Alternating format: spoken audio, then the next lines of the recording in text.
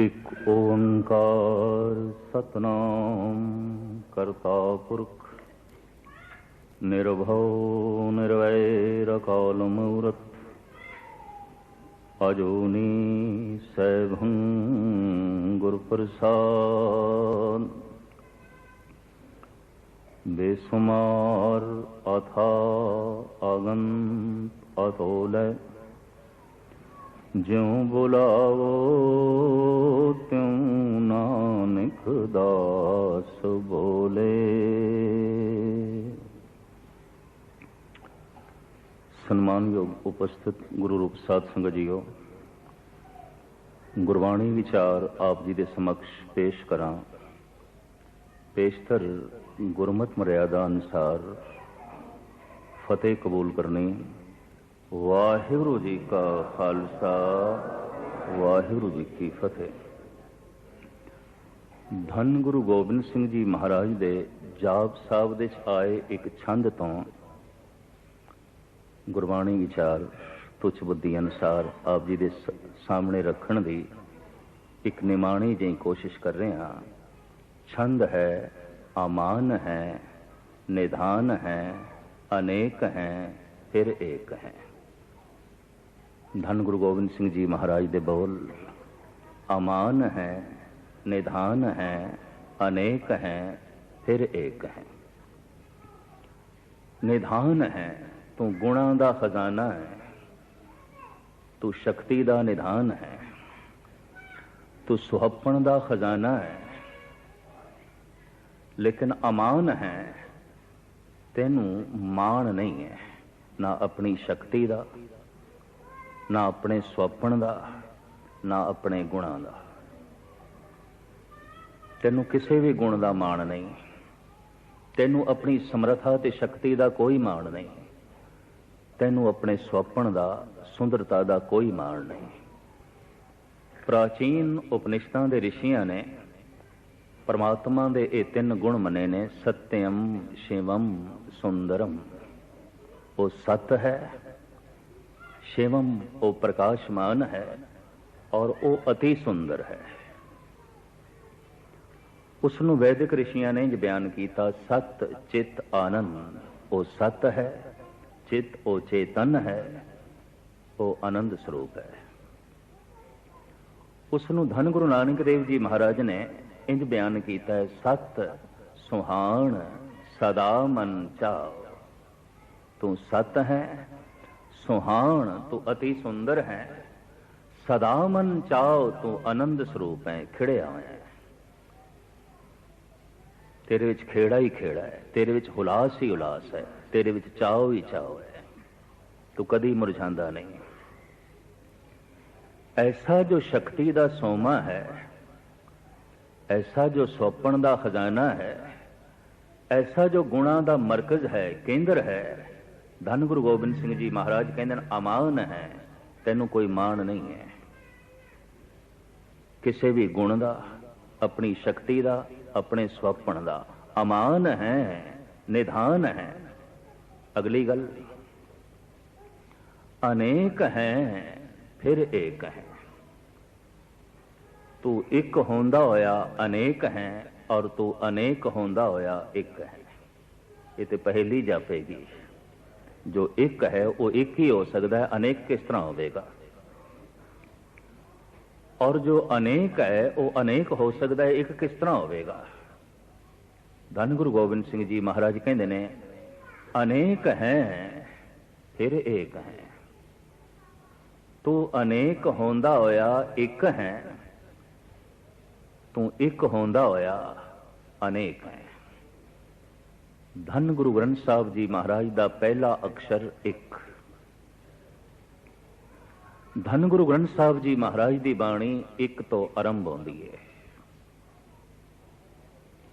गुरु नानक दे कंठ तो जो पहला उद्घोष होया, गुरु नानक दे कंठ तो जिहड़ा पहला ब्रह्मनाद प्रगट होया, एक गणत दे ते एक हिंसा है, एक नहीं। गुरु नानक दे कंठ तो ये ब्रह्मवाक होके प्रगट होया है। गुरु नानक दे कंठ तो ये पहला उद्घोष है परमात्मा के संबंध एक। उस एक दा स्वरूप की है, उस एक दा सुभाव की है, उसकी हस्ती की है, उसकी समर्था की है। सारी गुरु ग्रंथ साहब जी महाराज की बाणी फिर उस एक दी व्याख्या और फिर फैसला गुरबाणी का पता है कि एक वस्तु बूझें ता होवे पाक, बिन बूझे तू सदा ना पाक। अगर उस एक नू समझ जाए तो तू पवित्र है, अगर तू उस एक नाल जुड़ जाए तो पवित्र है, नहीं तो सदा ही नापाक, गंदगी दी ढेर, गलाजत नाल भरे होया मैला। महाराज शुद्धता मनदे ही नहीं, एक नू समझे बिना कोई शुद्ध नहीं, एक नाल जुड़े बिना कोई पवित्र नहीं। कोई बहुत वड्डा दानी है, एक दी समझ नहीं, एक नाल जुड़िया नहीं, ये खुद भी अपवित्र, ये दान विच भी अपवित्रता होगी, ये दान विच भी हंकार की बू होगी। कोई बहुत वड्डी सेवा कर रहा है, एक दी समझ नहीं, एक नाल जुड़िया नहीं, इस सेवा दे चो भी हंकार ने जन्म लेना है, निरंकार ने नहीं।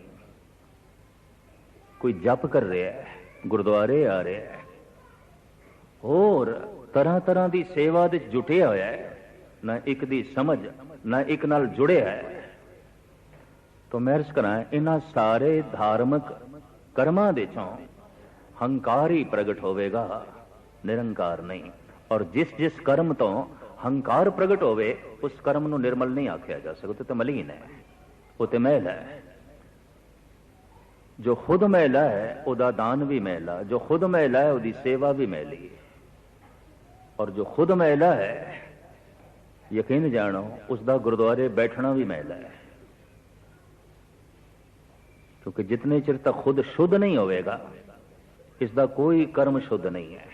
तो सवाल ये पैदा होता किवें शुद्ध होवेगा, ये किवें पाक होवेगा, ये किस तरह पवित्र होवेगा। तो फैसला धन गुरु ग्रंथ साहब जी महाराज की बाणी का, एक वस्तु बूझें ता होवें पाक, बिन बूझे तू सदा ना पाक। एकाग्रता बख्शनी, एक नू समझे, एक नाल जुड़े, एक नू जाने ते तू पाक है, पवित्र है, शुद्ध है। जे एक नू तू समझिया नहीं, एक नू तू जानिया नहीं, एक नाल तू जुड़िया नहीं, तो बिन बूझे तू सदा ना पाक। मैं फिर अर्ज करा, धन गुरु ग्रंथ साहब जी महाराज की बाणी का पहला बोल, पहला अक्षर, पहला शब्द एक। दुनिया दे वाहिद ग्रंथ धन गुरु ग्रंथ साहब जी महाराज ने, जिन्हां दे बोल आरंभ होंदे ने एक तो, बाणी आरंभ होंदी है एक तो। धन गुरु गोबिंद सिंह जी महाराज फरमान करते ने, अमान है, निधान है, अनेक है, फिर एक है।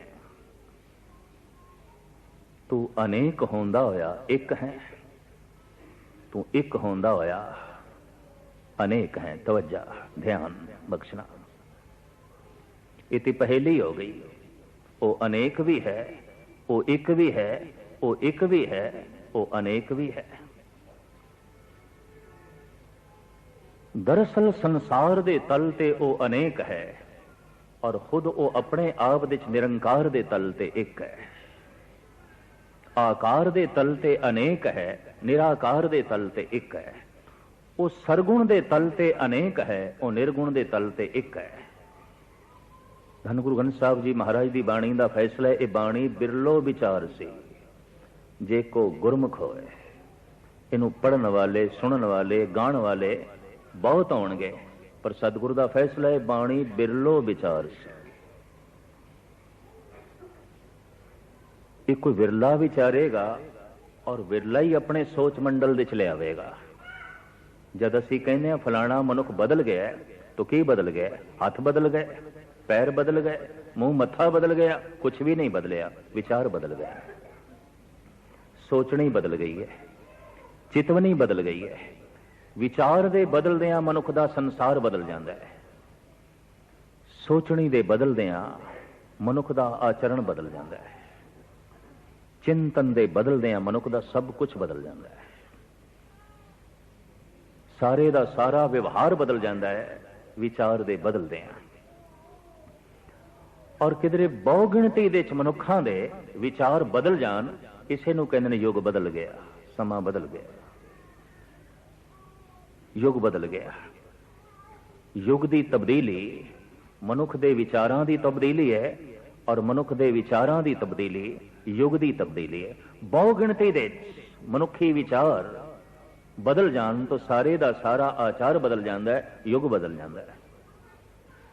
और जे व्यक्तिगत रूप दे किसी एक मनुख दे विचार बदल गए ने तो उसकी दुनिया बदल गई, उसका व्यवहार बदल गया, उसका आचार बदल गया, उसकी तर्ज जिंदगी बदल गई। सब कुछ ते विचार है। इस रूहे जमीन दे इक्को एक कौम है सिख जो विचार नूं मत्था टेकदी है, विचार दे खजाने, विचार दे मरकज, विचार दे केंद्र धन गुरु ग्रंथ साहब जी महाराज नूं मत्था टेकदी है। इस वास्ते सिख अविचारी नहीं चाहिए, सिख अज्ञानी नहीं चाहिए। इहदा ते गुरु ही ज्ञान है। ज्ञान गुरु आत्म उपदेशो नाम विभूत लगाओ। जिसदा गुरु ज्ञान होवे तो वह आप अज्ञानी होवे। जो विचार दे खजाने दे अगों मत्था टेकदा होवे ते खुद कोई विचार ना होवन तो शायद ये मत्था टेकना भी पखंड हो जाएगा। वाकई कईयां दा मत्था टेकना भी पखंड है। शीस निवाइए क्या थिए जा हृदय को सुधे। ये तेरा मत्था टेकना की मैंने रखदा है, जिस दे अगों तू झुक रहे हैं, न तेनू समझ, न तेनू बोध, न तेरी श्रद्धा, न तेरा भरोसा। ये शीस निवाइए क्या थिए जा हृदय को सुधे जाए। हो सकता है कि तेरे दान देश भी पखंड होवे, तेरे इस मत्था टेकण देश भी दुबाजरा काम होवे। दरअसल विचार बदले बिना मनुख की तर्जे जिंदगी नहीं बदलती। इत्थे सब तो वड्डी भेटा किहड़ी रखनी है गुरु दे अगों? धन अर्पण करना, अन्न अर्पण करना, वस्त्र अर्पण करने, सोना चांदी अर्पण करना, ये पूरने पाने ने। जैसे पहले पहले मासूम बच्चे नो लिखना सिखाया जाता है तो उस्ताद पहले पूरने पांदा है। ये पूरने ने धन अर्पण करना, अन्न अर्पण करना, वस्त्र अर्पण करने, सोना अर्पण करना, चांदी अर्पण करना, ये सब कुछ इस वास्ते है ताकि एक दिन मनुख को अपने विचार अर्पण करने की जाच आ जाए, अपना मन अर्पण करने की जाच आ जाए। मनुख का मन की है? विचारां दी मूर्ति होर की है? ये भेंट करने की जाच आ जाए। और जिस दिन ये अपने विचार भेंट करता है, गुरु अपने विचार इसनूं दे देंदा है। मनुख दे विचारां दे च लोभ है, गुरु दे विचारां दे संतोख है। मनुख दे विचारां दे च काम है, गुरु दे विचारां दे च राम है। मनुख दे विचारां दे च हंकार है, गुरु दे विचारां दे च निरंकार है। मनुख दे विचारां दे च क्रोध है, गुरु दे विचारां दे च दया है। मनुख दे विचार दे च मोह है, गुरु दे विचार दे च प्रेम है। ये क्रोध भेंट करे ते दया मिले, ये काम भेंट करे ते राम मिले, ये हंकार भेंट करे ते निरंकार मिले, निर्माणता मिले, विनम्रता मिले। तो मैं अर्ज करा अपने मन नू भेंट करना की है, अपने विचारां नू भेंट करना। ते हुण मैं अर्ज करा मनुख दे विचारां विच है कि कदी बगौर मुताला कर लेना। जैसे किसी मनुख ते प्रश्न करिए तन की है तो चार शब्दों की व्याख्या की जा सकती है। तन हड्डियां है, हड्डियां दे उत्ते चढ़िया होया मांस है, मांस दे उत्ते चढ़ी हुई मिंज है, और मिंज दे उत्ते चली रही हुई एक खलड़ी है, स्किन खलड़ी। इस खलड़ी दे थल्ले मिंज है, मिंज दे थल्ले मांस है, मांस दे थल्ले हड्डियां है। आखिर इन्हां चारां दा मजमूआ ही तन है और है की। भगत कबीर कहते हैं बिस्टा अस्त रकट परेटे चाम, इस ऊपरले राख्यो गुमान। है कि तेनू हड्डियां दा मान है, तेनू मांस दा मान है, तू मिंज ते हंकार कर रहे हैं, तू इस खलड़ी ते अपनी हौमे प्रगटा रहे हैं। कदी बगौर मुताला करना तन दा हंकार की है, खलड़ी दा हंकार। ਤੇ ਜੈਸੇ ਅਸੀਂ ਵੱਖ-ਵੱਖ ਰੰਗ ਦੇ ਕੱਪੜੇ ਪਾਏ ਨੇ, ਪ੍ਰਮਾਤਮਾ ਨੇ ਇੱਕ ਰੰਗ ਦੀ ਖਲੜੀ ਕਿਸੇ ਨੂੰ ਨਹੀਂ ਦਿੱਤੀ, ਔਰ ਖਲੜੀ ਹੀ ਕਪੜਾ ਹੈ। ਕਰਮ ਹੀ ਆਵੇ ਕਪੜਾ, ਨਦਰੀ ਮੌਖ ਦੁਆਰ, ਕੀਤੇ ਹੋਏ ਕਰਮਾਂ ਦੇ ਮੁਤਾਬਿਕ ਇਹ ਸਰੀਰ ਰੂਪੀ ਚੋਲਾ ਸਾਨੂੰ ਮਿਲਦਾ ਹੈ। ਪਰ ਇਸ ਚੋਲੇ ਦਾ ਰੰਗ, ਇਸ ਕੱਪੜੇ ਦਾ ਰੰਗ ਵੀ ਰੱਬ ਨੇ ਵੱਖ-ਵੱਖ ਦੇ ਦਿੱਤਾ। ਕਿਸੇ ਨੂੰ ਗੋਰਾ, ਕਿਸੇ ਨੂੰ ਕਾਲਾ, ਕਿਸੇ ਨੂੰ ਸਾਂਵਰਾ, ਕਿਸੇ ਨੂੰ ਲਾਲ, ਕਿਸੇ ਨੂੰ ਜ਼ਰਦੀ ਮਾਇਲ, ਕਿਸੇ ਨੂੰ ਗੇਹੂਆ ਰੰਗ। ਇੱਕ ਰੰਗ ਨਹੀਂ ਹੈ। ਤੁਧ ਵੇਖੀ ਜਗਤ ਉਪਾਇਆ। परमात्मा की पसंद भी यही है, एक रंग नहीं। अनेक रंग तेरे नारायण, अनेका रंग, बेशतर रंग। और सारे रंग चूंकि उत्थों आए ने, इस वास्ते सारे रंगां विच नारायण है।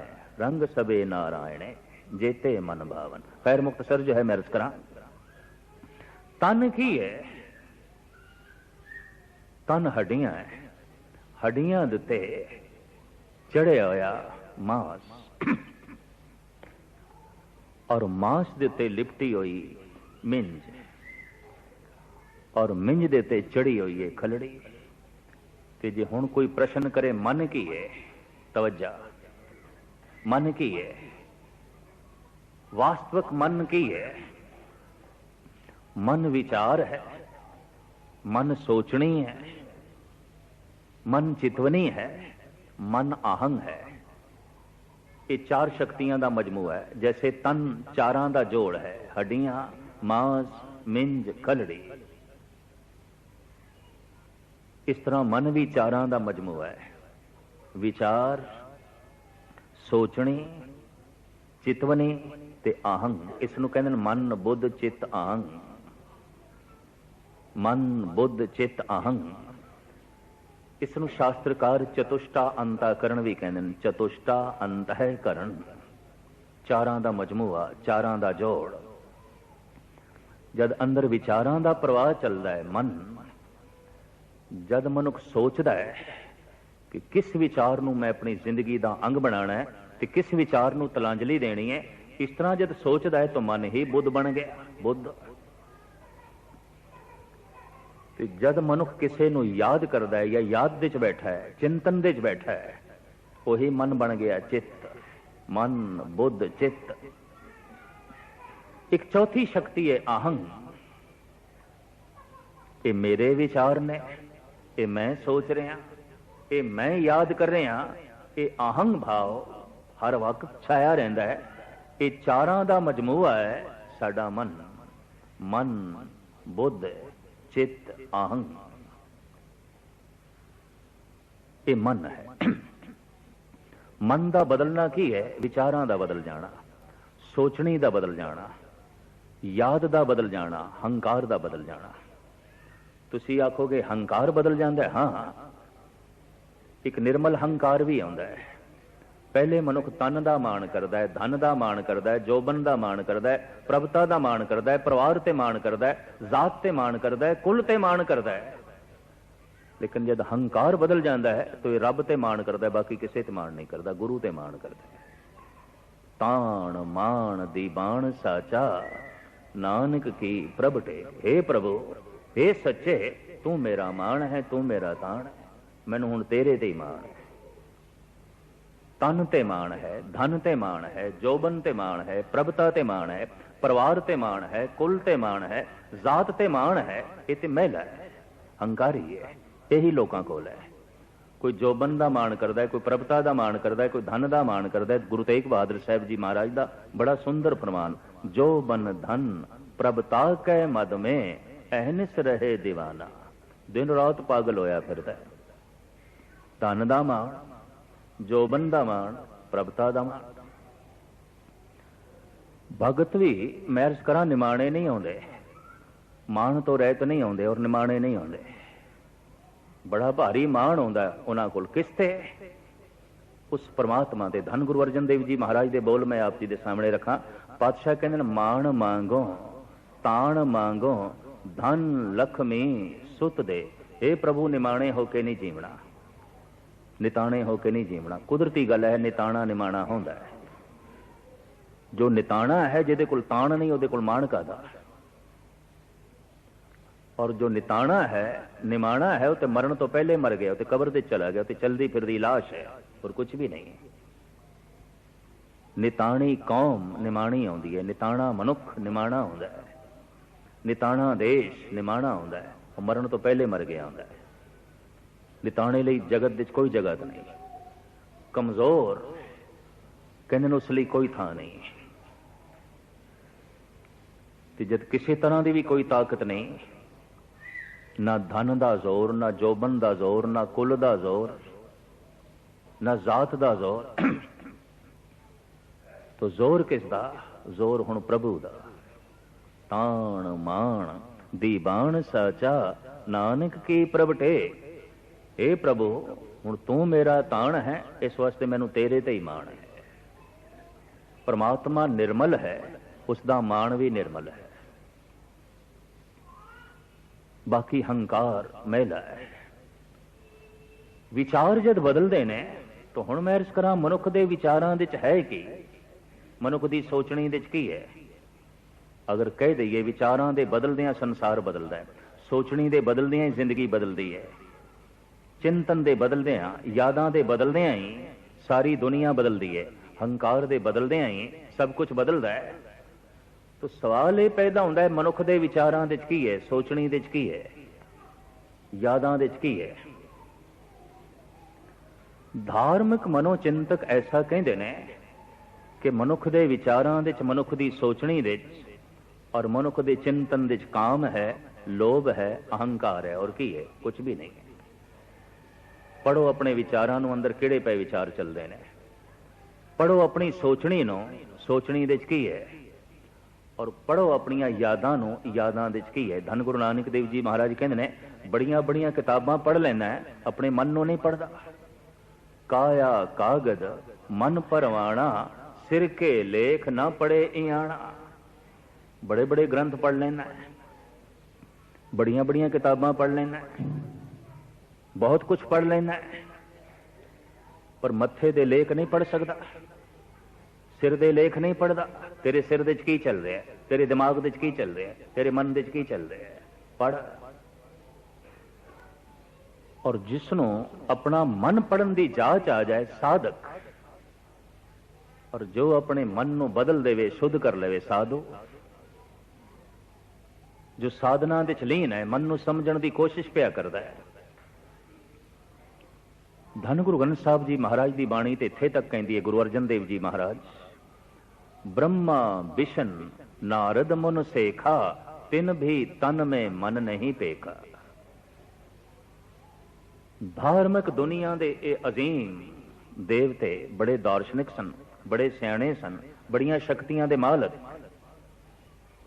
पर जिस धन गुरु ग्रंथ साहब जी महाराज नूं आप मत्था टेक रहे हो, धन गुरु अर्जन देव जी महाराज कहते ब्रह्मा विशन नारद मुनि सेखा, तिन भी तन में मन नहीं पेखा।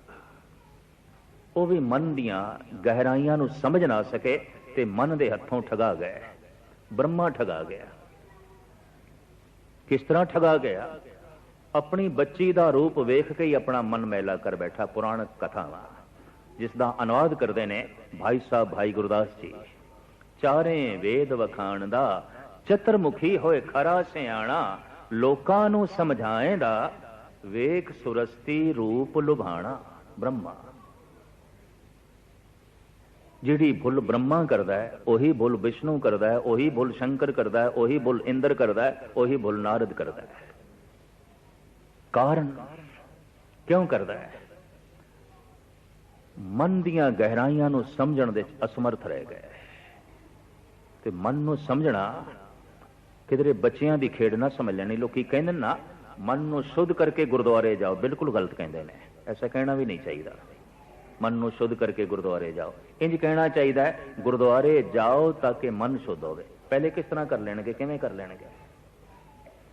जिन्होंने मन की बिल्कुल समझ नहीं, इंज कहते हैं मन नूं एकाग्र करके पाठ करो, बिल्कुल गलत कहते हैं। और वो कह रहे हैं जिन्होंने मन की समझ नहीं, इंज कहना चाहिए है पाठ करो ताकि मन एकाग्र हो।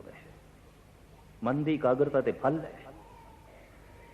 जिहड़े कहते मन नूं एकाग्र करके कीर्तन करो, मन नूं एकाग्र करके कीर्तन सुनो, बिल्कुल गलत कहते हैं। और मैं फिर अर्ज करा, वही कह रहे हैं जिन्होंने मन की बिल्कुल समझ नहीं, कोई बोध नहीं, वही कहते हैं मन नूं एकाग्र करके कीर्तन सुनो। नहीं, इंज कहना चाहिए कीर्तन सुनो ताकि मन एकाग्र होवे, पाठ करो ताकि मन एकाग्र होवे, गुरुद्वारे जाओ ताकि मन शुद्ध होवे। मन नूं शुद्ध करके गुरुद्वारे जाओ, बच्चियां दी खेल। और गल स्पष्ट हो गई, मन की समझ नहीं, मन का कोई पता नहीं। आम साधारण मनुखां दा ते कहना कि धन गुरु अर्जन देव जी महाराज फरमान करते हैं, ब्रह्मा विष्णु नारद मुनि सेखा तिन भी तन में मन नहीं देखा। आम बंदे मन के हथों ठगाए जाते ने, ब्रह्मा भी ठगा गया, किसी होर ने नहीं ठगया। मन नहीं ठग लिया विष्णु नो, मन नहीं ठग लिया शिव जी नो, मन नहीं ठग लिया इंद्र नो। जो आम साधारण मनुख भुल करते हैं, इंद्र भी कर बैठा है। और हैरानगी कि गौतम ऋषि दी नार अहिल्या अपने विचार अपने जज्बात नूं काबू ना पांदा होया एक संत दी पत्नी नूं भ्रष्ट करदा है इंद्र। गुरु ग्रंथ साहब जी महाराज दा फैसला, गुरु ग्रंथ साहब जी इस इतिहास नूं साडे सामने रखदे ने। गौतम नार अहिल्या तिस देख इंद्र लुभाया, सैस शरीर चहन भग उवै तामन पछोताया। तो मैं अर्ज करा, मनुख दे विचारां विच की है, मनुख दी सोचणी विच की है, मनुख दे चिंतन विच यादां विच की है। मनुख दे विचारां विच काम है, मनुख दे विचारां विच लोभ है, मनुख दे विचारां विच अहंकार है। मैं दोवां दा नां नहीं लिया, क्रोध ते मोह। पता है क्यों? धार्मिक दार्शनिक कहंदे ने ये जो तीन ने, काम लोभ अहंकार, इन्हां दी अपनी बुनियाद है। क्रोध ते मोह इन्हां तिन्नां दी छाया है। क्रोध ते मोह दी अपनी कोई बुनियाद नहीं है, इसकी अपनी कोई होंद नहीं है। ये उन्हां तिन्नां दी छाया है। काम दी छाया है मोह, लोभ दी छाया है मोह, हंकार दी छाया है मोह। हंकार दी छाया है क्रोध, मोह दी छाया है क्रोध, काम दी छाया है क्रोध। जिस तो लोभ दी पूर्ति हो जाए उसते मोह आ जाता है, प्यारा लगता है, चंगा लगता है। जिहड़ा रोक खड़ी कर देवे उसते क्रोध आउंदा है, गुस्सा आउंदा है। जिहड़ा काम दी पूर्ति कर देवे उसते मोह आउंदा है, प्यारा लगता है, चंगा लगता है। जिहड़ा रोक खड़ी कर देवे उसते क्रोध आउंदा है।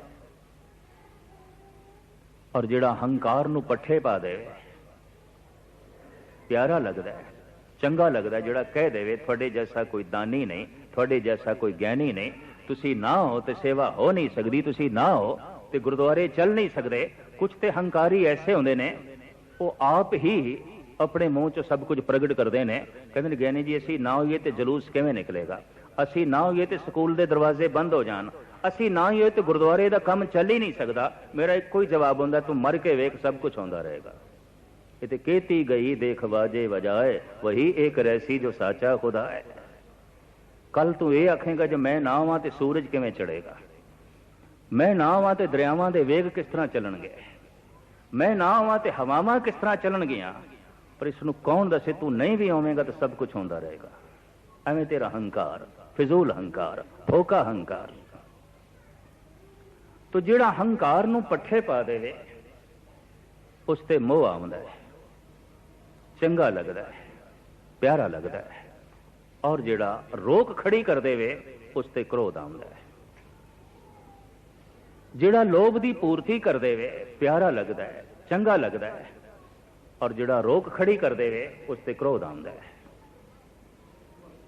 एकाग्रता बख्शनी, तवज्जा। जो काम दी पूर्ति कर देवे प्यारा लगता है उसते मोह आउंदा है। और जिहड़ा रोक खड़ी कर देवे उसते क्रोध आउंदा है। इस वास्ते सियाणे धार्मिक चिंतक ऐसा कहंदे ने, क्रोध ते मोह दा अपना कोई वजूद नहीं है, अपनी कोई बुनियाद नहीं है, अपनी कोई होंद नहीं है। ये उन्हां तिन्नां दी छाया है। मन नूं समझना है, थोड़ा जिहा अंतर्मुखी होना है। ये भी मैं अर्ज करदे हां। और अंतर्मुखी होए बिना कोई समझ भी नहीं आएगी। तो अंतर्मुखी वही हो सकेगा जो सुनदा है। तो सुनना ही तो कठिन है, बहुत कठिन है, बहुत ही कठिन है। मस्जिदां ने, मंदिर ने, गुरुद्वारे ने साधना का थोड़ा थोड़ा अंतर है, मंजिल एको ही है, टिकाणा एको है। साडे हिंदू वीर जांदे ने मंदिरां दे दर्शन करन लई किसी देवते अवतार की मूर्ति दे। सारी साधना अखां ते खड़ी है, वेखण ते खड़ी है, दर्शन ते खड़ी है। दर्शन करने ने, वेखना है। अखां दे सामने जो कुछ होएगा अखां वेख लैणगियां। सारी साधना दर्शनां ते खड़ी है। अज एक मंदिर की कोठड़ी दे भगवान नूं वेखीए, फिर बाहर वेखीए, फिर सारा संसार भगवान का रूप दिखाई देवे। साधना है, वेखना है, दर्शन करने ने। साडे मुसलमान भरा जांदे ने मस्जिद दे पढ़न लई नमाज। सारी साधना पढ़न ते खड़ी है। कुरान की तलावत करनी है, नमाज पढ़नी, पढ़न ते खड़ी है। वेखण नालों थोड़ा जिहा पढ़ना, इहदे वास्ते एकाग्रता चाहिए है थोड़ी जी। सिख जाते ने गुरुद्वारे सुनन लई गुरु का शब्द। सारी साधना कन्ना ते खड़ी है, सुनन ते खड़ी है। वेखण नालों पढ़ना औखा है और पढ़न नालों सुनना औखा है, कठिन है। इस चक्कर च ना पैना कि असीं इतने सारे बैठे हाँ, सारे सुन रहे हैं, कतई नहीं। दो चारां तो ज्यादा कोई नहीं सुन रहा। सब अपने विचारां नूं सुन रहे हैं, सब अपनी सोचनी नूं सुन रहे हैं, सब अपनी यादां च महू। अंदर जो फुरने चल रहे हैं सब उन्हां नाल जुड़े हैं। कठिन है।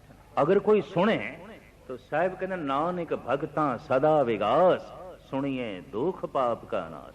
सुनदियां ही दुख नाश हो जाते हैं, सुनदियां ही पाप नाश हो जाते हैं। सुनदियां ही गुरु का शब्द अंदर प्रवेश करेगा, सुनदियां ही गुरु दी विचार अंदर प्रवेश करेगी। अंदरों हंकार निकलेगा, अंदरों दुख निकलणगे, अंदरों संताप निकलणगे। सुनना ही तो औखा है। और सुन ओही सकेगा जिसका पूरा ध्यान एकाग्र होवे। इधर भटकदा पिया, इधर भटकदा पिया, उधर वेख रहा है, उधर वेख रहा है, तो स्पष्ट है इहदा ध्यान भी भटक रहा है। इन्हें की सुनना है? सुनन लई ध्यान की पूरी एकाग्रता चाहिए है। एक मनुख उच्ची उच्ची बोल रहा होंदा है, दूसरा सुन रहा होंदा है, ते सुनन वाला अचनचेत कह देंदा मित्र ये गल फिर आख मैं नहीं सुनी। तो क्यों नहीं सुनी? जब बोलन वाला इतनी उच्ची उच्ची बोल रहा है तो कहता मेरा ध्यान किसी होर पासे चला गया। बिना ध्यान की एकाग्रता तो सुनना कठिन है, और बिना सुनिया गुरु के शब्द का अंदर प्रवेश होना कठिन है। और शब्द के अंदर दे प्रवेश होए बिना दुखों का बाहर निकलना भी कठिन है। दुख तां ही बाहर निकलणगे, संताप बाहर तां ही निकलणगे जे शब्द अंदर प्रवेश करेगा। नानक भगतां सदा विगास, सुनिए दुख पाप का नाश। सुन के ही मनुख सिद्ध बन जाता है, पीर बन जाता है, नाथ बन जाता है, ज्ञानी बन जाता है, दानी बन जाता है। इतना पावन हो जाता है कि 68 तीरथ भी उस तो सदके किए जा सकते हैं। सुनिए 68 का इशनान, इतना पावन हो जाता है, वो तो इतना पवित्र हो जाता है जे किधरे सुने। भोजन की बुरकी मूँह के राही अंदर प्रवेश करती है, वो पच के मिंज बनती है, खून बनती है, मांस बनती है, शरीर की शक्ति बनती है, तवानाई बनती है, इंद्रियां का बल बनती है। गुरु का शब्द कन्ना दे राही अंदर प्रवेश करता है, यही समाधि बनता है, यही आनंद बनता है, यही देवी गुण बनता है, यही परम शक्ति बनता है, यही रूहानी ताकत बनता है। पर शब्द ते कन्ना दे राही अंदर प्रवेश करेगा, और उदों प्रवेश करेगा जब कोई सुनेगा, और सुनेगा वही जिसका ध्यान पूरा एकाग्र। नहीं तो कौन सुनता है? शौकिया लोकी अपने घर दे भी अखंड पाठ रखा लेंदे ने, पर जिस कमरे दे च रखांदे ने उत्थे वड़ना ही भुल जांदे ने, किधरे सुनना ना पै जाए। कौन सुनता है? कठिन है। मनुख पुत्र नूं सुन सकता है, मित्र नूं सुन सकता है, पत्नी नूं सुन सकता है, पति नूं सुन सकता है, गुरु नूं सुनना औखा है, कठिन है। कारण गुरु की गल, गुरु की विचार साडे विचारां नाल तालमेल नहीं खांदी। साडे विचारां च काम, गुरु के विचारां च राम। साडे विचारां च क्रोध, गुरु के विचारां च दया। साडे विचारां च हंकार, गुरु के विचारां च निरंकार। निर्माणता, विनिम्रता, तालमेल नहीं बैठता। वाजे की सुर एक पासे जाए, तबले की सुर एक पासे जाए, कहते तालमेल नहीं बैठे, तालमेल नहीं बैठे। ताल तबला, सुर ताल, दोहां दा मेल ते बैठना चाहिए। सुर किसे पासे जा रही है, ताल किसे पासे जा रहा है। गुरु दे विचार कुछ होर, साडे विचार कुछ होर, तालमेल नहीं बैठते। और कहते ने जिथे तालमेल बैठ जाए रस बनता भी उत्थे ही है, वरना रस नहीं बनता। और किसी दिन कीर्तन सुनदे किसी नूं रस आ गया, तालमेल बैठ गया। अवल तो मैं देखिया कीर्तन का रस तो किसी नूं विरले नूं ही आउंदा है। लोग सुरां दे आवाज़ां दे अगले दे रंग रूप या व्यर्थ दियां साखियां च फस के रह जाते हैं, जिन्हां दा इतिहास नाल भी कोई मतलब नहीं, सच्चाई नाल भी कोई मतलब नहीं। मैं तो इत्थे तक देखिया इतनी नीवी लोगों की स्रोत, ये किस तरह गुरु नूं सुणनगे, ये किस तरह गुरबाणी नूं सुणनगे। ये बाणी बिरलो विचार सी जे को गुरमुख होए, सच दी विचार, फोकियां साखियां नहीं। और जिहड़ी साखी गुरु ग्रंथ साहब की विचारधारा ते पूरी नहीं उतरती, उसकी सच्चाई है कित्थे, हकीकत है कित्थे। खैर मुख्तसर जो मैं अर्ज करा, गुरु ग्रंथ साहब जी महाराज के विचारां दे निरंकार है, दैवी गुण ने, ईश्वरी गुण ने। ये सुन के ही अंदर प्रवेश करते हैं। शब्द अंदर प्रवेश करेगा, समाधि बनेगा, दैवी गुण बनेगा और समझ आ जाएगी उस परिपूर्ण परमात्मा दी, अकाल पुरख दी। किस अकाल पुरख दी, जिहदे बारे धन गुरु गोबिंद सिंह जी महाराज कहते हैं अनेक हैं फिर एक हैं। जो एक होंदा होया अनेक है ते अनेक होंदा होया एक है। ये तो पहेली हो गई, वो अनेक भी है, वो एक भी है, वो एक भी है, वो अनेक भी है। हाँ, वो आकार रहत है, वो आकार वाला भी है। वो सरगुण है, वो निर्गुण है। निर्गुण आप, सरगुण भी ओही, कलाधार जिन सगली मोही। वो निर्गुण रूप दे एक है, वो सरगुण रूप दे अनेक है। वो एक तो अनेक है और अनेक तो एक है। कभी जगत दे बगौर मुताला करके देखना, सब कुछ अनेक है, एक कुछ भी नहीं है। मनुख अगर बाहरों कुछ एकता लेना चाहे तो हो नहीं सकती। आप इतने सारे बैठे हो, सब वख वख हो। मेरे करते एक खेल रचाया, कोई न किसी ही जेहा उपाया। एक जैसा दूसरा नहीं है। लखां मनुखी बच्चे रोज जन्म ले रहे ने, नवा रूप लेके आउंदे, नवी आवाज, नवी चाल और गजब दी गल, नवी ही उंगलियां दी छाप। आप इतने सारे बैठे हो, हर एक दे फिंगरप्रिंट अलग अलग ने, हर एक दे अंगूठे दी छाप अलग अलग।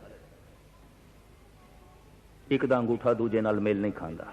इस वक्त जमीन दे उत्ते कोई 5 अरब के करीब मनुख ने, इसका मतलब है 5 अरब अंगूठे अलग अलग ने। और जितने मनुख हो गुजरे ने सब दे अलग अलग, जितने नवे आ रहे हैं सब दे अलग अलग।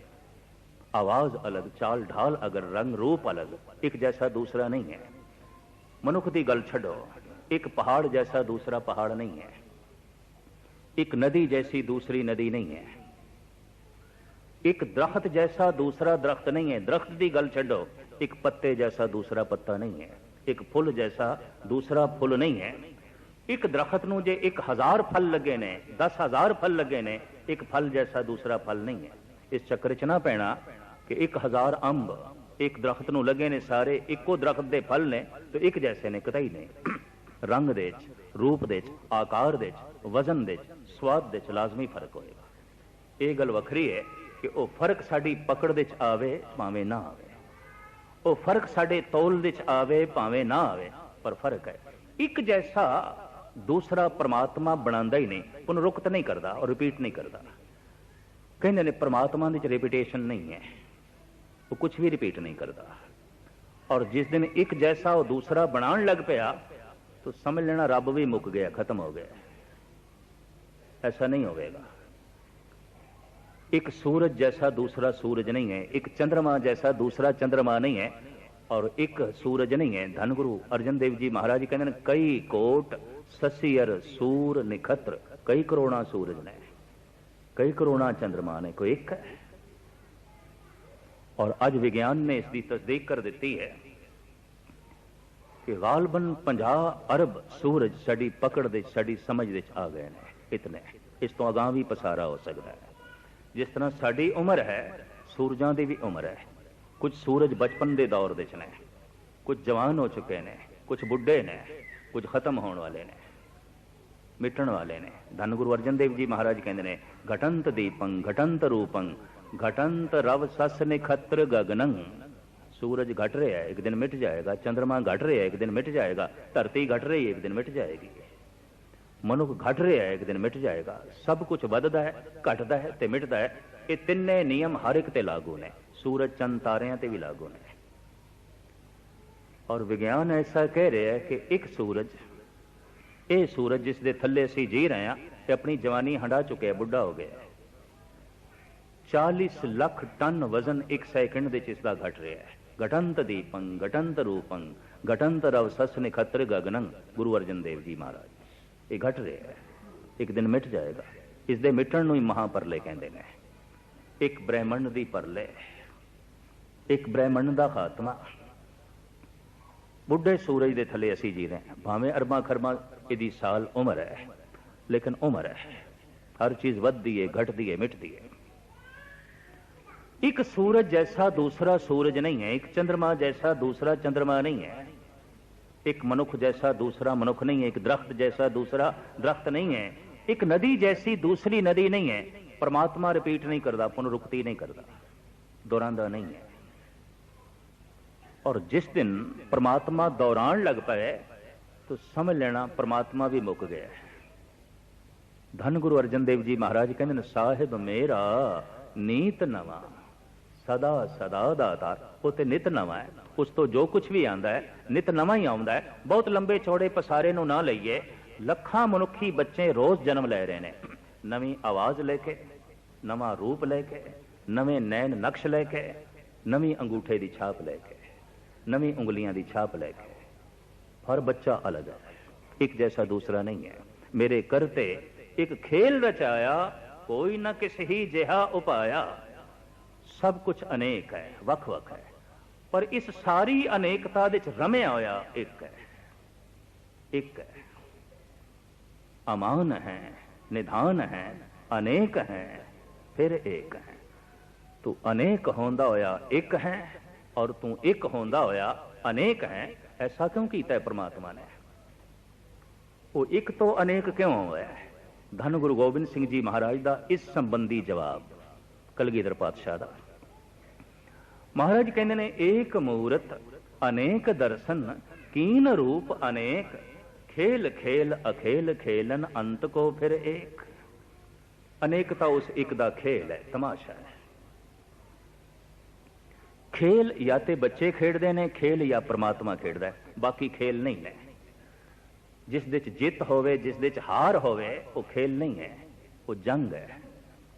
जिस दे च नफा होवे, जिस दे च नुकसान होवे, वो खेल नहीं है, वो ते धंधा है। मनुखी जगत दे सब तो वड्डियां खेलां ओलंपिक मेरी दृष्टि च, वो भी एक जंग है, वो भी एक धंधा है, खेल नहीं है। जिस मुल्क दे खिलाड़ी हार जाते ने, कहते फलाना मुल्क हार गया है, फलाना मुल्क जित गया है, ये जंग है या कि खेल है। और जिस मुल्क दे खिलाड़ी हार जाते ने, सोगवार होके आउंदे ने, रोंदे हुए आउंदे ने। और जिस मुल्क दे खिलाड़ी जित जान, नचदे हुए आउंदे ने, मुल्क दे च उन्हां दा स्वागत आउंदा है, उन्होंने इनाम मिलते हैं, जैसे किसी मुल्क नूं जित के आए ने, और वाकई नाम भी लिया जाता है, फलाना मुल्क हार गया, फलाना जित गया। तो ये खेल है कि जंग है? ये खेल है कि धंधा है? ये खेल नहीं है। इसनों मेरी आत्मा ने कतई खेल नहीं मनिया, कतई खेल नहीं है। जिस दे च जित है, जिस दे च हार है, जिस दे च हार दी घिरना होवे, जिस दे च हार दी बेइज्जती होवे, ते जिस दे च जित दा तकब्बुर होवे, उन्हों खेल आखण दी की लोड़ है? वो खेल नहीं है, वो जंग है। जिहदे च नुकसान दा दुख होवे, जिहदे च नफे दी खुशी होवे, उन्हों खेल आखण दी लोड़ की है? ये ते धंधा है। खेल बच्चे खेडदे ने, खेल परमात्मा खेडदा है। दरिया दे कंढे ते, सागर दे तट ते बच्चे खेल पे खेडदे ने। रेत दे महल खड़े कर रहे हैं, बड़ी मेहनत नाल, बड़ी लगन नाल, बड़ी एकाग्रता दे नाल। तो क्या इन्हां बच्चियां ने इन्हां महलों दे च रहना है जो इतनी मेहनत नाल पे बनाते हैं, इतनी एकाग्रता नाल बना रहे हैं? नहीं, खेल है, पर बड़ी लगन नाल, बड़ी मेहनत नाल ये महल खड़े कर रहे हैं। महल बन गए ने, इधरों सूरज डूबण वाला है, शाम हो गई है, घर की याद आई है। हसदियां हसदियां रेत दे महल खड़े कीते सन, हसदियां हसदियां हुण तोड़ रहे ने। बड़ी इकाग्रता नाल बनाए सन, बड़ी इकाग्रता दे नाल तोड़ रहे ने। जद बनाउण लगे सन खुश हसदियां हसदियां, अज मिटाउण लगे ने खुश हसदियां हसदियां। खेल है, तंदा नहीं है, जंग नहीं है। बनाना भी खेल सी, मिटाना भी खेल सी। आवन जान एक खेल बनाया, आ गया कारी की नहीं माया। धन गुरु अर्जन देव जी महाराज कहते ने परमात्मा की दुनिया च भी ओदी दृष्टि जी सब कुछ खेल। जमना एक खेल, मरना एक खेल, नफा एक खेल, नुकसान एक खेल, जवानी एक खेल, बुढ़ेपा एक खेल। क्योंकि जवानी बुढ़ेपे च बदल जाती है, जन्म मरण दे च बदल जाता है, नफे नुकसान दे च बदल जाते हैं, इज्जत बेइज्जती दे च बदल जाती है, जिंदाबाद दे नारे मुर्दाबाद दे च बदल जाते हैं। खेल तमाशा सुंदरता करूपता दे च बदल जाती है, हासे रोणियां दे च बदल जाते हैं। फूल खिलता है मुरझाने का तखय्युल लेकर, जिसे हंसता हुआ पाओगे वो परेशान होगा। हासियां दे थल्ले परेशानियां छुपियां पईयां ने, दुख संताप जो है छुपे पे ने, जन्म दे थल्ले मरण छुपिया पे है। खेल तमाशा बनाउण लगिया प्रसन्नता है परमात्मा नो, मिटाउण लगिया भी प्रसन्नता है।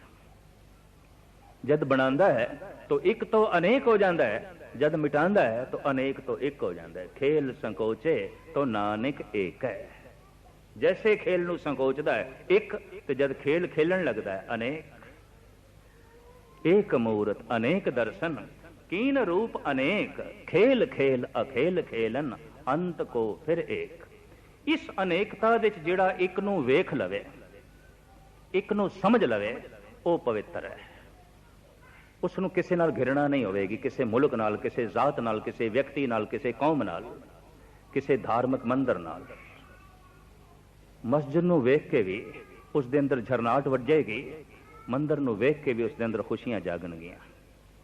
गुरुद्वारे ते चर्च दे कोलों लंघिया ਉਹਦੇ अंदर अध्यात्मक तरंगां पैदा होणगियां, भेद ते मिट गया। ਉਹਨੂੰ दिस पिया अनेकता दे अंदर एक है, अनेकता उसका खेल है, वास्तविक वो एक है। सूरज एक है, किरणा अनेक ने, सागर एक है, लहरां अनेक है। जिसनों लहरां नाल नफरत है उन्होंने सागर नाल भी नफरत है, जिन्हों किरणा नाल नफरत है उन्होंने सूरज नाल भी नफरत है, जिन्हों अनेकता नाल नफरत है उन्होंने एक नाल भी गिरना है। उन्होंने एक दी कोई समझ नहीं, उसने एक दा कोई बोध नहीं। ते गुरु ग्रंथ साहब जी महाराज दी बाणी दा फैसला, एक वस्त बूझें तां होवें पाक, बिन बूझे तो सदा ना पाक। जे एक नू समझ जाए तो पावन है, पवित्र है, ते जे नहीं समझिया तो अपवित्रता दी ढेरी। भट्टा ने इस संबंध एक सवैया उच्चारण किया, कह के मैं समाप्ति करा, एकाग्रता बख्शनी। और धन गुरु अमरदास जी महाराज की उपमा दे भट्ट फरमान करते ने, हे गुरु अमरदास तैं पढ़ियो एक, मन धरियो एक, कर एक पछाणियो। हे गुरु अमरदास तुसी जीवन भर पढ़िया ते एक नू पढ़िया, 2 3 4 5 नहीं, एक। सिर्फ एक नू पढ़िया ही नहीं, मन दे च भी एक नू वसाया। धन गुरु नानक देव जी महाराज भी कहते हैं, दुबदा ना पढ़ो, मैं एक तो बिना दूजा नहीं पढ़न नू तैयार, दूजी तीजी गल मैं सुनन नू तैयार नहीं, पढ़न नू तैयार नहीं। दुबदा ना पढ़ो, हर बिन आवर ना पूजो, मड़ी मसान न जाई, तृष्णा राच न पर घर जावा, तृष्णा नाम बुझाई। मैं नहीं दुबदा पढ़ता। भट्ट कहते ने, हे गुरु अमरदास तैं पढ़ियो एक, तुसी जीवन भर पढ़िया एक नो।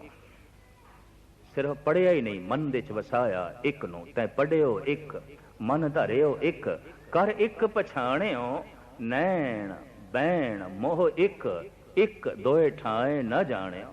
थोड़ी अखां च भी एक है, जिथे तक वेखदे हो एक नो। थोड़ी जबान ते भी एक है, जिन्ने बोल बोलदे हो उन्हां च एक प्रगट होंदा है, अनेकता नहीं, दुबदा नहीं। थोड़ी जबान ते भी एक, थोड़े अखां दे च भी एक। आखिर धार्मिक मनुख की पहचान किस तरह करोगे? उसके व्यवहार तो, उसके बोलन तो, उसके वेखण तो, उसकी तर्जे जिंदगी तो। और किस तरह हो सकता है गुरुद्वारे आने वाला भी अधार्मिक हो सकता है मंदिर दे रोज पूजा पाठ करने वाले का भी कोई भगवान नाल संबंध ना हो। व्यवहार तो पता चलेगा। ਉਹਦੇ ਆਚਰਣ ਤੋਂ ਪਤਾ ਚਲੇਗਾ ਕਿ ਇਹਦੇ ਜੀਵਨ ਵਿੱਚ ਨਿਰੰਕਾਰ ਪ੍ਰਗਟ ਹੋਇਆ ਹੈ ਕਿ ਨਹੀਂ। ਭੱਟ ਕਹਿੰਦੇ ਨੇ, ਹੇ ਗੁਰੂ ਅਮਰਦਾਸ, ਤੁਹਾਡੀ ਰਸਨਾ ਤੇ ਇੱਕ, ਤੁਹਾਡੇ ਨੇਤਰਾਂ ਦੇ ਚ ਇੱਕ, ਨੈਣ ਬੈਣ ਮੋਹ ਇੱਕ, ਇੱਕ ਦੋਏ ਠਾਏ ਨਾ ਜਾਣੇ। ਤੁਸੀਂ ਇੱਕ ਤੋਂ ਬਿਨਾਂ ਦੂਜੇ ਨੂੰ ਨਹੀਂ ਜਾਣਦੇ। ਤੁਹਾਨੂੰ ਇੱਕ ਹੀ ਇੱਕ ਦਿਖਾਈ ਦਿੰਦਾ। ਸਾਰੀਆਂ ਕਿਰਨਾਂ ਦੇ ਵਿੱਚ ਇੱਕੋ ਹੀ ਸੂਰਜ ਦਿਖਾਈ ਦਿੰਦਾ ਹੈ। ਤੁਹਾਨੂੰ ਸਾਰੀ ਲਹਿਰਾਂ ਦੇ ਵਿੱਚ ਇੱਕੋ ਹੀ ਸਾਗਰ ਦਿਖਾਈ ਦਿੰਦਾ ਹੈ। ਤੁਹਾਨੂੰ ਸਾਰੀ ਅਨੇਕਤਾ ਦੇ ਵਿੱਚ ਇੱਕ ਦਿਖਾਈ ਦਿੰਦਾ ਹੈ। ਭੱਟ ਗੁਰੂ ਅਮਰਦਾਸ ਜੀ ਮਹਾਰਾਜ ਦੀ ਉਪਮਾ ਕਰਦੇ ਹੋਇਆ ਅਗਾਂਹ ਚੱਲ ਕੇ ਕਹਿੰਦੇ ਨੇ, ਸੁਪਨ ਇੱਕ ਪਰ ਤਖ ਇੱਕ, ਇਕਸਮੇ ਲੀਣਿਓ। हे ਗੁਰੂ ਅਮਰਦਾਸ, ਤੁਸੀਂ ਜਾਗਦੇ ਰਹਿੰਦੇ ਹੋ, ਇੱਕ ਦੇ ਚ ਲੀਨ ਰਹਿੰਦੇ ਹੋ, ਪਰ ਜਦ ਤੁਸੀਂ ਸੌਂ ਜਾਂਦੇ ਹੋ ਤੁਹਾਨੂੰ ਸੁਪਨੇ ਵੀ ਇੱਕ ਦੇ ਹੀ ਆਉਂਦੇ ਨੇ। ਤੁਸੀਂ ਸੁਪਨਿਆਂ ਦੇ ਚ ਵੀ ਇੱਕ ਦੇ ਚ ਲੀਨ ਰਹਿੰਦੇ ਹੋ। ਤੁਹਾਡੀ ਜਾਗਰਤ ਅਵਸਥਾ ਇੱਕ ਨਾਲ ਜੁੜੀ ਹੋਈ ਹੈ, ਤੁਹਾਡੀ ਸੁਪਨ ਅਵਸਥਾ ਵੀ ਇੱਕ ਨਾਲ ਜੁੜੀ ਹੋਈ ਹੈ। ਸੁਪਨ ਇੱਕ ਪਰ ਤਖ ਇੱਕ, ਇਕਸਮੇ ਲੀਣਿਓ, 30 ਇੱਕ ਅਰ ਪੰਜ ਸਿੱਧ 35 ਨਿਖੇਣਿਓ। ਇਹ ਸਾਰੇ ਹਿੰਸੇ ਜਮਾ ਕਰਨੇ ਪੈਣਗੇ, ਜੋੜ ਕਰਨਾ ਪਏਗਾ। 30 ਇੱਕ ਅਰ ਪੰਜ ਸਿੱਧ 35 ਨਿਖੇਣਿਓ, 30 ਇੱਕ 31 5 36 ਤੇ 35 71। हे ਗੁਰੂ ਅਮਰਦਾਸ, ਇਹ ਅਵਸਥਾ ਤੁਹਾਡੀ 71 ਵਰੇ ਦੀ ਉਮਰ ਦੇ ਚ ਬਣੀ। 71 ਸਾਲ ਦੀ ਅਵਸਥਾ ਦੇ ਐਸਾ ਜੀਵਨ ਆਪ ਨੂੰ ਨਸੀਬ ਹੋਇਆ। 30 ਇੱਕ ਅਰ ਪੰਜ ਸਿੱਧ 35 ਨਿਖੇਣਿਓ, ਇੱਕੋ ਜੇ ਲੱਖ ਲਖੋ ਅਲਕ ਹੈ, ਇੱਕ ਇੱਕ ਕਰ ਵਰਨਿਓ। ਗੁਰੂ ਅਮਰਦਾਸ ਕਬ ਭਲ ਭਣ ਤੂੰ ਇੱਕ ਲੋੜੇ ਇੱਕ ਮੰਨਿਓ। ਕਵੀ ਭਲ ਭੱਟ ਕਹਿੰਦੇ ਨੇ, हे ਗੁਰੂ ਅਮਰਦਾਸ, ਮੈਂ ਸੱਚ ਕਹਿ ਰਿਹਾ, ਤੁਹਾਨੂੰ ਇੱਕ ਦੀ ਲੋੜ ਹੈ। ਤੁਸੀਂ ਇੱਕ ਨੂੰ ਮੰਨਦੇ ਹੋ, ਇੱਕ ਨੂੰ ਵੇਖਦੇ ਹੋ, ਇੱਕ ਨੂੰ ਬੋਲਦੇ ਹੋ, ਇੱਕ ਨੂੰ ਪੜ੍ਹਦੇ ਹੋ, ਔਰ ਇੱਕ ਨੂੰ ਮਨ ਦੇ ਚ ਵਸਾਇਆ। ਤੁਹਾਡੀ ਜਾਗਰਤ ਅਵਸਥਾ ਦੇ ਚ ਇੱਕ, ਤੁਹਾਡੀ ਸੁਪਨ ਅਵਸਥਾ ਦੇ ਚ ਵੀ ਤੁਸੀਂ ਇਸ ਗੱਲ ਨੂੰ ਸਮਝ ਲਿਆ ਕਿ ਇੱਕ ਵਸਤ ਬੂਝੇ ਤਾਂ ਹੋਵੇ ਪਾਕ, ਬਿਨ ਬੂਝੇ ਤੂੰ ਸਦਾ ਨਾ ਪਾਕ। ਇੱਕ ਨੂੰ ਕੋਈ ਸਮਝ ਜਾਏ, ਇੱਕ ਨਾਲ ਕੋਈ ਜੁੜ ਜਾਏ, ਉਹੀ ਪਵਿੱਤਰ ਹੈ, ਬਾਕੀ ਕੋਈ ਪਵਿੱਤਰ ਨਹੀਂ। ਕਿਉਂਕਿ ਉਹਨੂੰ ਸਾਰੀਆਂ ਲਹਿਰਾਂ ਦੇ ਸਾਗਰ ਦਿਖਾਈ ਦੇਗਾ, ਉਹਨੂੰ ਸਾਰੀਆਂ ਕਿਰਨਾਂ ਦੇ ਸੂਰਜ ਦਿਖਾਈ ਦੇਵੇਗਾ, ਉਹਨੂੰ ਸਾਰੇ ਮਨੁੱਖਾਂ ਦੇ ਚ ਪ੍ਰਭੂ ਦਿਖਾਈ ਦੇਵੇਗਾ, ਉਹਨੂੰ ਸਾਰੇ ਪਸ਼ੂ ਪਕਸ਼ੀਆਂ ਦੇ ਚ ਈਸ਼ਵਰ ਦਿਖਾਈ ਦੇਵੇਗਾ। ਜੋ ਦੀਸੇ ਸੋ ਤੇਰਾ ਰੂਪ, ਗੁਣ ਨਿਧਾਨ ਗੋਬਿੰਦ ਅਨੂਪ। ਇਹ ਵਿਸ ਸੰਸਾਰ ਤੁਮ ਦੇਖਦੇ, ਇਹ ਹਰ ਕਾ ਰੂਪ ਹੈ, ਹਰ ਰੂਪ ਨਦਰੀ ਆਇਆ। ਇਹ ਅਵਸਥਾ ਜਿਸ ਦੀ ਬਣ ਜਾਏ ਉਹੀ ਪਾਵਨ ਹੈ, ਉਹੀ ਪਵਿੱਤਰ ਹੈ। ਧੰਨ ਗੁਰੂ ਗੋਬਿੰਦ ਸਿੰਘ ਜੀ ਮਹਾਰਾਜ ਕਹਿੰਦੇ ਨੇ, ਤੂੰ ਇੱਕ ਹੁੰਦਾ ਹੋਇਆ ਅਨੇਕ ਹੈ, ਔਰ ਅਨੇਕ ਹੁੰਦਾ ਹੋਇਆ ਇੱਕ ਹੈ। ਅਨੇਕਤਾ ਤੇਰਾ ਖੇਲ ਹੈ, ਅਨੇਕਤਾ ਤੇਰਾ ਤਮਾਸ਼ਾ ਹੈ, ਤੇ ਬਸ ਮੈਂ ਇਹੀ ਤਮਾਸ਼ਾ ਦੇਖਣ ਲਈ ਆਇਆ। ਮੈਂ ਹੂੰ ਪਰਮ ਪੁਰਖ ਕੋ ਦਾਸਾ, ਦੇਖਣ ਆਇਓ ਜਗਤ ਤਮਾਸ਼ਾ। ਅਜੀਬ ਹੈ ਤੇਰਾ ਤਮਾਸ਼ਾ, ਦੇਖ ਰਹੇ ਹਾਂ। ਇੱਕ ਸੂਫੀ ਦਾ ਕਹਿਣਾ ਹੈ, ਜੋ ਹੱਸ ਰਹਾ ਹੈ ਸੋ ਹੱਸ रहेगा, जो रो रहा है सो रो रहेगा, ਸਕੂਨੇ ਕਲਬ ਸੇ ਖੁਦਾ ਖੁਦਾ ਕਰ, ਜੋ ਕੁਛ ਕੇ ਹੋਣਾ ਹੈ ਸੋ ਹੋ ਰਹੇਗਾ। ਉਸ ਦਾ ਤਮਾਸ਼ਾ ਹੈ, ਇਹ ਤੇ ਹੋਰ ਹੋਵੇਗਾ, ਤੂੰ ਵੇਖਣ ਵਾਲਾ ਬਣ।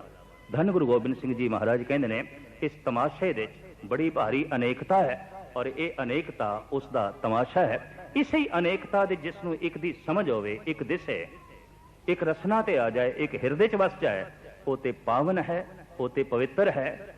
ਬਾਕੀ ਸਾਰੇ ਦੇ ਸਾਰੇ ਅਪਵਿੱਤਰ ਨੇ। ਇੱਕ ਵਸਤ ਬੂਝੇ ਤਾਂ ਹੋਵੇ ਪਾਕ, ਬਿਨ ਬੂਝੇ ਤੂੰ ਸਦਾ ਨਾ ਪਾਕ। ਗੁਰੂ ਗ੍ਰੰਥ ਸਾਹਿਬ ਜੀ ਮਹਾਰਾਜ ਦਾ ਪਹਿਲਾ ਅੱਖਰ ਇੱਕ, ਇੱਕ ਤੋਂ ਗੁਰਬਾਣੀ ਆਰੰਭ ਹੁੰਦੀ ਹੈ, ਤੇ ਸਾਰੀ ਗੁਰਬਾਣੀ ਏਕੇ ਦਾ ਗਿਆਨ ਕਰਾਂਦੀ ਹੈ। ਜੋ ਇੱਕ ਨਾਲ ਜੁੜ ਗਿਆ, ਬਸ ਉਹੀ ਬ੍ਰਹਮ ਗਿਆਨੀ, ਉਹੀ ਭਗਤ, ਉਹੀ ਸੰਤ, ਉਹੀ ਫਕੀਰ, ਉਹੀ ਵਲੀ ਅੱਲਾ, ਉਹੀ ਅਵਤਾਰ, ਉਹੀ ਮਹਾਪੁਰਸ਼, ਔਰ ਉਹੀ ਪਾਵਨ, ਉਹੀ ਪਵਿੱਤਰ। ਧੰਨ ਗੁਰੂ ਗ੍ਰੰਥ ਸਾਹਿਬ ਜੀ ਮਹਾਰਾਜ ਬਖਸ਼ਿਸ਼ ਕਰਨ। ਗੁਰੂ ਗੋਬਿੰਦ ਸਿੰਘ ਜੀ ਮਹਾਰਾਜ ਦੇ ਇਸ ਛੰਦ ਦੀ ਵਿਚਾਰ ਸਰਵਨ ਕਰਦੇ ਹਾਂ, ਆਪ ਨੂੰ ਇੱਕ ਦੀ ਸਮਝ ਪਵੇ, ਔਰ ਸਿਰਫ ਸਮਝ ਹੀ ਨਾ ਪਵੇ, ਸਾਰੀ ਅਨੇਕਤਾ ਦੇ ਵਿੱਚ ਇੱਕ ਦਿਖਾਈ ਦੇਵੇ, ਤਾਂ ਕਿ ਕਥਾ ਸੁਣੀ ਹੋਈ ਦਾ ਲਾਭ ਸਾਡੀ ਝੋਲੀ ਦੇ ਵਿੱਚ ਪੈ ਜਾਏ। ਸਾਹਿਬ ਰਹਿਮਤ ਕਰਨ, ਸੁਣ ਕੇ ਤੁਹਾਨੂੰ ਆਨੰਦ ਮਿਲੇ, ਔਰ ਸੁਣਾ ਕੇ ਮੈਨੂੰ ਇਕਾਗਰਤਾ ਨਸੀਬ ਹੋਵੇ। ਕੋਈ ਗਾਵੇ ਕੋ ਸੁਣੇ, ਹਰ ਨਾਮਾ ਚਿਤ ਲਾਏ, ਕਹੋ ਕਬੀਰ ਸੰਸਾ ਨਹੀਂ, ਅੰਤ ਪਰਮ ਗਤ ਪਾਏ। ਸਾਰਿਆਂ ਦਾ ਹਾਰਦਿਕ ਤੌਰ ਤੇ ਧੰਨਵਾਦ। ਬੜੇ ਟਿਕਾਓ ਨਾਲ, ਇਕਾਗਰਤਾ ਦੇ ਨਾਲ ਆਪਨੇ ਗੁਰਬਾਣੀ ਵਿਚਾਰ ਨੂੰ ਜੋ ਹੈ ਸਰਵਨ ਕੀਤਾ। ਕੱਲ ਫਿਰ ਇਸੇ ਸਮੇਂ ਦਾਸ ਆਪ ਜੀ ਦੇ ਚਰਨ ਪਰਸੇਗਾ। ਪਹਿਲੇ ਦਾਸ ਦੇ ਨਾਲ ਆਏ ਹੋਏ ਸਾਥੀ ਵਿਚਾਰਾਂ ਤੇ ਕੀਰਤਨ ਸਰਵਨ ਕਰਾਉਣਗੇ। ਉਸ ਤੋਂ ਬਾਅਦ ਦਾਸ ਗੁਰਬਾਣੀ ਵਿਚਾਰ ਆਪ ਜੀ ਦੇ ਸਾਹਮਣੇ ਜੋ ਹੈ ਪੇਸ਼ ਕਰੇਗਾ। ਸਾਹਿਬ ਰਹਿਮਤ ਕਰਨ। इसे तरीके नाल संजोग बनाई रखन, भुल चुक दी क्षमा। वाहिगुरू जी का खालसा, वाहिगुरू जी की फतेह।